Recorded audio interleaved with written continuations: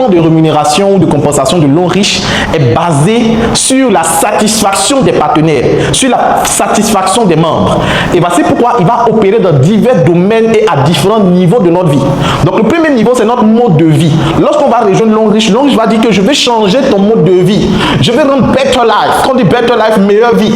Donc il va rendre ta vie en une vie de qualité à travers ses produits, à travers ses plans de récompensation. Donc tant de loisirs et de pour les passions. Donc l'homme riche va dire que moi, je m'engage à pouvoir te donner une qualité de vie supérieure, te donner un temps de loisirs et pour les passions, te donner des expériences de voyage et de découvertes. Voici pourquoi à l'homme riche, on propose des voyages, on propose des systèmes de récompense.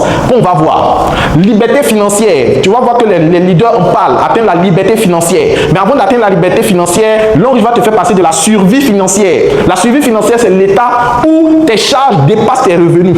Ça veut dire que tes problèmes même te dépassent, en français facile à l'ivoirienne. Donc ça veut dire que si par exemple tu fais autour de 100 000 francs par mois, tes problèmes tournent autour de 150, 200, 300 000. Donc tu vis en dessous de tes moyens. Parce que simplement, tu as un niveau de vie, les moyens dont tu as besoin pour pouvoir vivre ne suffisent pas. Tes problèmes même dépassent ce que tu gagnes.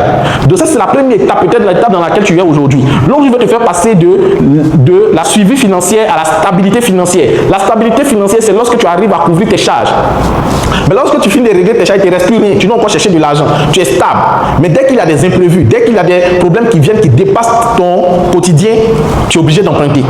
Ça, c'est la stabilité financière. Après la stabilité financière, nous avons l'indépendance financière. Après l'indépendance financière, nous avons la liberté financière. L'indépendance financière, tu peux régler plus que tes charges. Mais la liberté financière, tu ne te soucies même plus de tes charges. Tu ne penses même plus à l'argent. L'argent n'est plus un souci. L'argent n'est qu'un détail. Le prix des articles n'est qu'un détail. Ce n'est qu'un chiffre. Et ça, c'est la liberté financière. Et c'est ce que l'on veut te permettre d'avoir. La liberté financière, gestion de la dette, croissance du patrimoine, liberté de choix, diversification des revenus, préparation à la retraite. Tout ça, c'est ce que l'on veut t'apporter sur le deuxième plan, sur le deuxième volet de changement de ta vie.